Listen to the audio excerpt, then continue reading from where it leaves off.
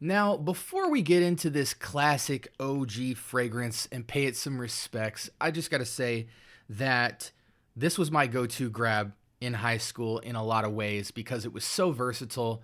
And growing up, I was in the era of, Axe body sprays and deodorants and shower gels and different things like that. And so when this fragrance hit the scene, this was a little bit more crisp, a little bit more upscale than the shower gels, where it just had a touch more sophistication and nuance and a little more versatility than the rest of the stuff that you would just kind of put on skin via shower gel and all that jazz. But before we get into what that fragrance might be, let's pay some bills real quick.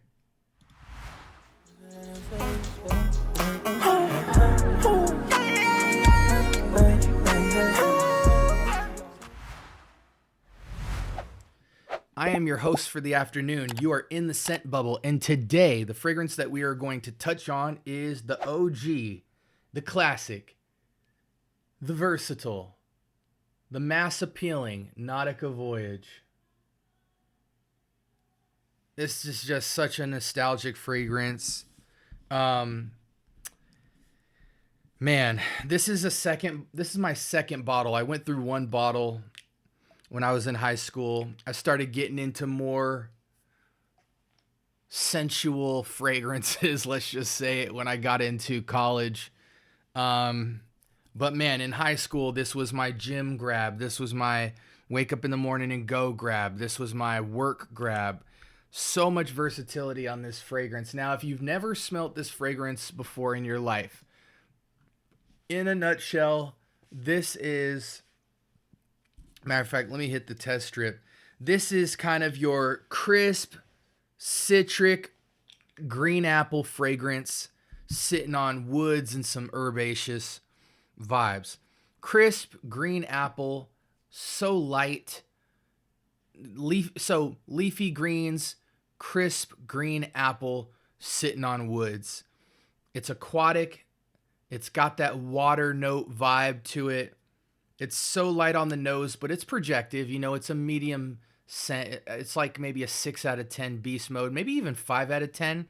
You definitely have to reapply later in the day, but the fragrance is so light and inviting that, spritzing up and all that was definitely par for the course. But man, just such a nice fragrance. In a nutshell, crisp, aquatic, green apple, sitting on woods with some green leaf vibe in it.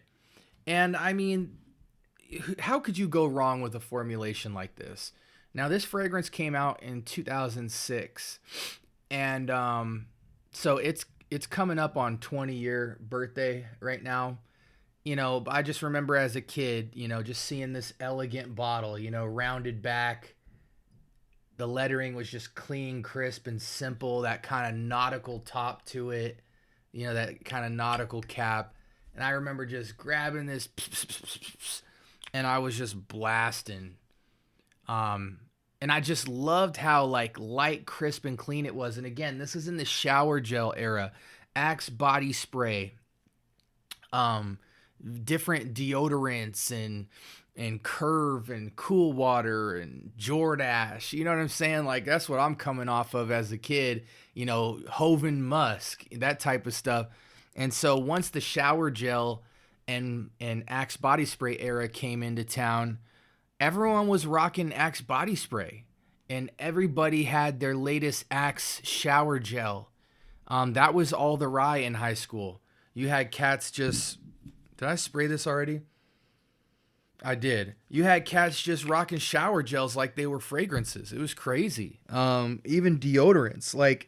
And I never understood it because cats would be like, yo, I got my bubblegum Axe shower gel, and then I got my, green evergreen forest deodorant, and then I got my my cotton candy Axe spray. It was just they were just mixing and matching. But there were many occasions in high school I saw dudes with a body spray literally, before a party. I remember me and a lot of my homies before going into a party, they used to just pull out some Axe body spray that they had in their bag, blast it up. Because, a lot of the Axe body sprays sprayed cheap fragrances. So that was crazy to me. And I have, a lot of mileage on, the thing that the Axe era really brought to the table was the branding. They branded that thing to make you feel like if you were a cool kid, you had Axe.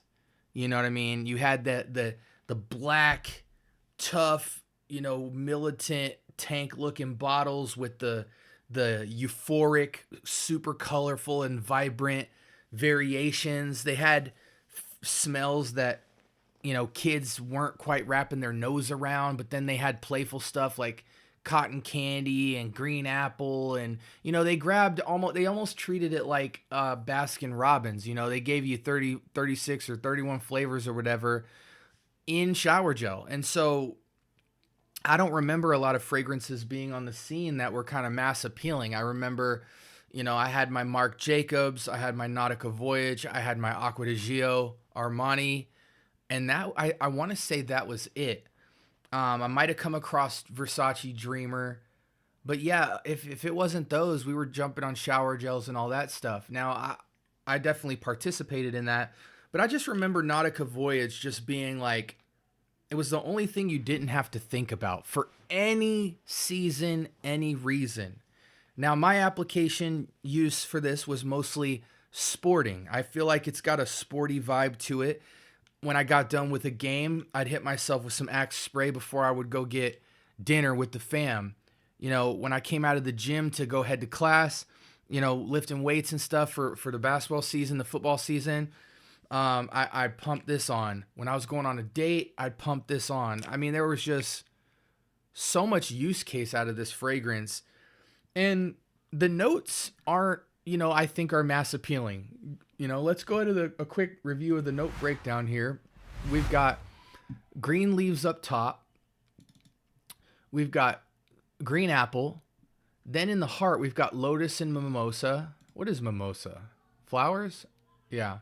Okay, so we've got, it's floral. I wonder if lotus is like sweet. Aquatic floral. Okay, so it's got a kind of like a aqua flower kind of vibe to it. And then in the base, we've got musk, cedar, oak moss, and amber. I feel like it's a little bit warm with that amber, but I'm mostly getting that oak moss cedar vibe. The green leaf and apple really rock throughout the life of the fragrance. So if you're someone who's never smelled this before, green leaf, apple, cedar, oak moss, maybe a little bit of lotus, aquatic vibes, watery notes, call it a day. That's where it sits. But yeah, man, this is just a mass appealing profile. And I think, even branding when it comes to like the whole nautical oceanic feel, like shower gels and all that stuff are like out of, are aquatic. A lot of those were aquatic based. And I think what better way than to come out with a fragrance that is like, no, this is an actual cologne. Now I'm curious, is this an eau de toilette? It is. It's an EDT. So this just came in there with just a roar, man. Like, no, you need an actual aquatic fragrance. You don't want to lather yourself up in different shower gels and it could fade, or it's just too strong up front, or you don't want to smell like a teenager. You want to smell like a man. And this was kind of like, this didn't make you smell like a man. This kind of felt like it made you smell. I think it suited everybody. Like for teenagers at the time, I feel like this made you feel like you were 18 or you were a senior. If you were in college, this just made you feel like you were about your business. You know what I'm saying? But even men rocked this in the workplace because it's so light, it's non-threatening, and it's a pleasing aroma. So yeah, I mean, pretty simple scent profile here. Let's just read real briefly here. Nautica Voyage is a woody aquatic fragrance for men. Launched in 2006, the nose behind the fragrance, blah, blah, blah, top notes, blah, blah, blah. Nautica Voyage is a fresh and salty sea breeze that carries romantic scents of coastal herbs and woods and awakes the man's instinct to measure his power with wild nature. I'm sure the commercial for this was crazy. This is a fragrance for an active and romantic man who lives by his own rules. The face of the scent is TV host Castor Oosterhouse, I don't know who that is, a truly romantic person and good nautician. The composition opens with cold green notes of leaves and apple. There is a tender, dewy mimosa in the heart, which is blended to a watery note of lotus and an interesting accord of of linen sail of a yacht. Okay. The composition is laid on a woody base combined with cedar, moss, musk, and amber. The nose behind the blah, blah, blah, blah, blah. So yeah, man, I'm interested in seeing Fragrantica's cons. It may not suit all occasions. That's false. Not sophisticated or complex enough for some scent connoisseurs. I was going to say, this is complex for the common man, but why would you make a perfumery for connoisseurs if you're trying to actually sell the fragrance? May wear off or become less appealing. Okay, so we said it's not a beast mode fragrance, but what EDT is. Cucumber note can be overwhelming. I didn't even know there was cucumber in here. Can I smell that? Maybe the green apple, when it interacts with the florals, kind of comes off cucumbery. I could see that for sure, especially when you add that aquaticness in there. Some find it repulsive or musty. No, that's not true. Yeah, look, 368 people thumbs down to that comment. Yeah, people don't even know what they're smoking. So fresh and clean scent, perfect for the summer, high quality despite the low price point. That's another great thing about Nautica Voyage.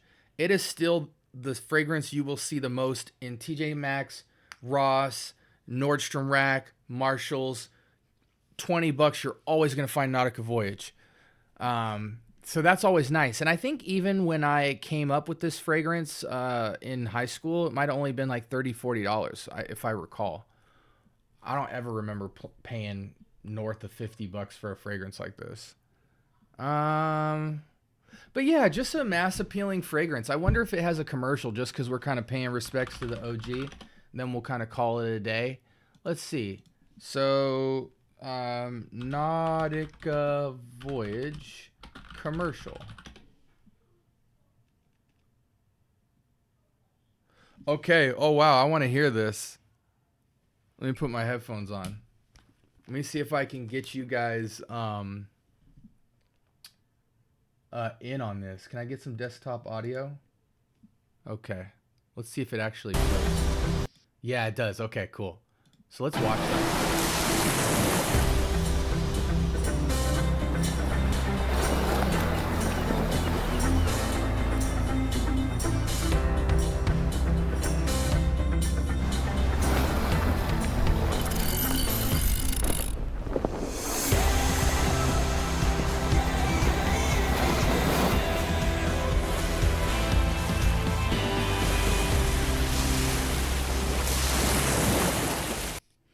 Yeah, I mean, honestly, like, looking at that, this is one of those fragrances, man.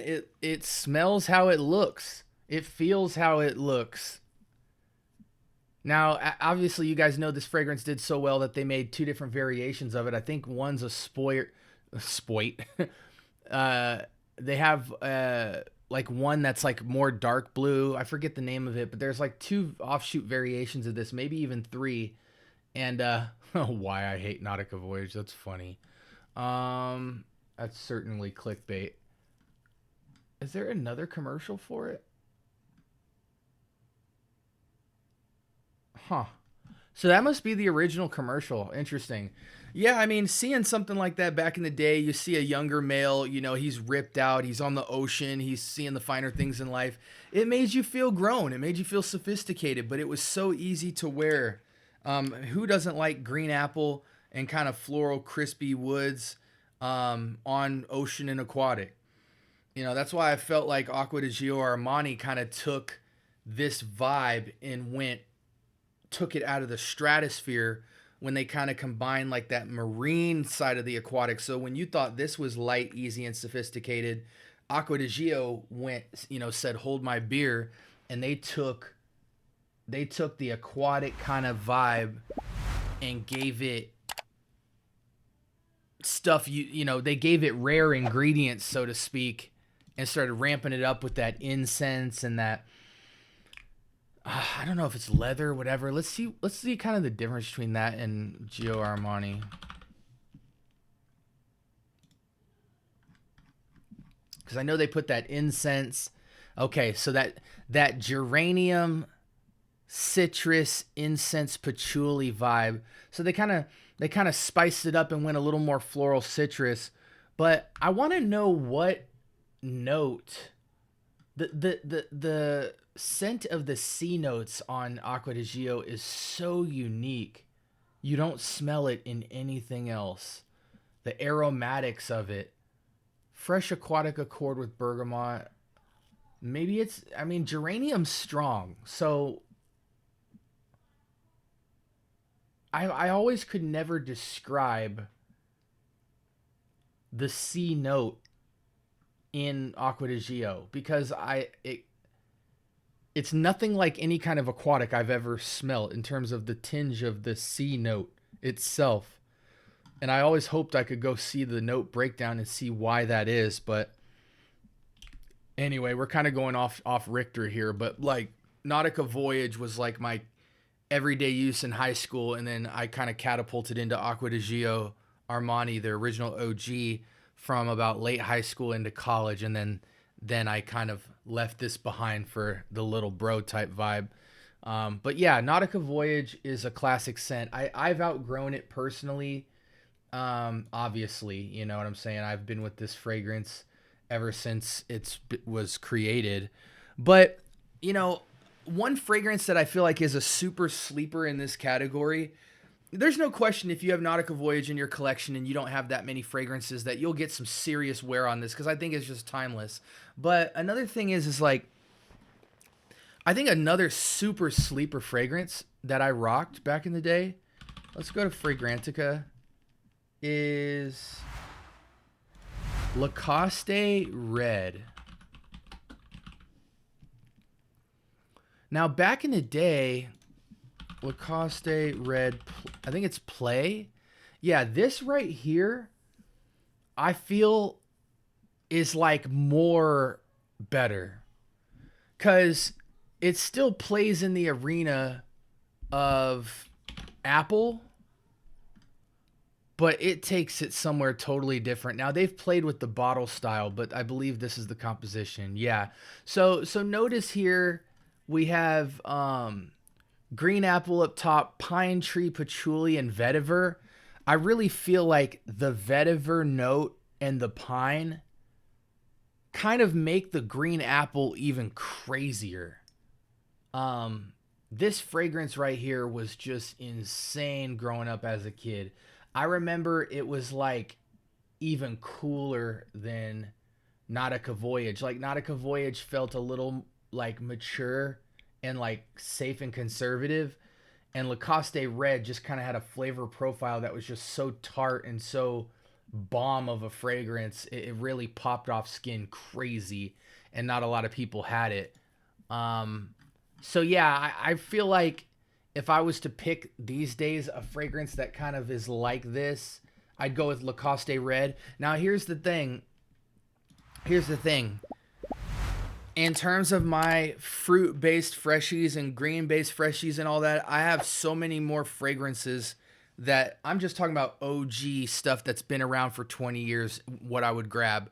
But in terms of freshie category with apple and different citruses and whatnot, I got plenty of new fragrances that have come out in the last 5 to 10 years that I would wear over these fragrances.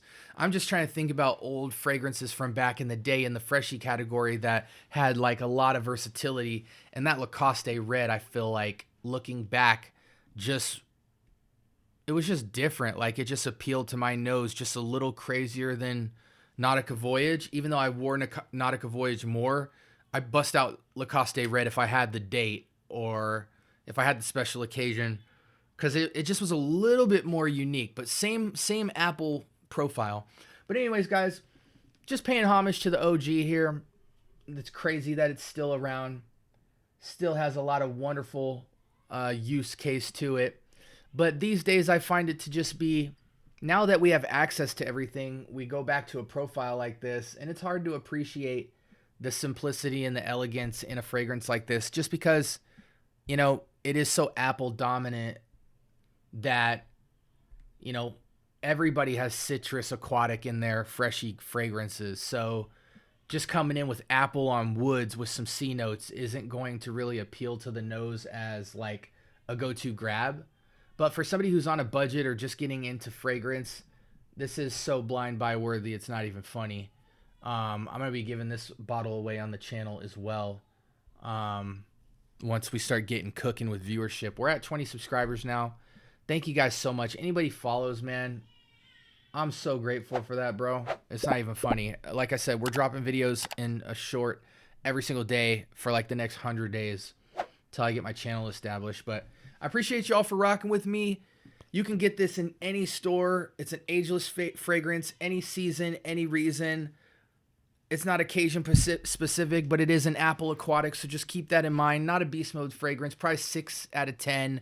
The fragrance longevity is probably 6-ish hours. If you're interested in the fragrance, but I was mainly just trying to pay some respects to a fragrance that I have fond memories of as a kid.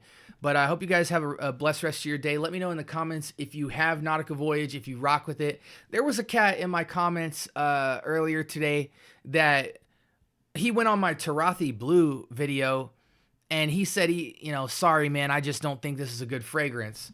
And I'm like, well, that's okay. Like, I'm not the lord of all fragrance. Like, people are entitled to what people are entitled to feel how they want to feel about fragrance, man. You're on your journey. I'm on my journey. I think it's kind of weird that you post that on a random YouTuber's video who only has 20 subscribers. Like, if that's how you feel, you definitely should go to Gent Sense or one of these bigger channels to try and get your view heard, because it sounds like you were just trying to be heard.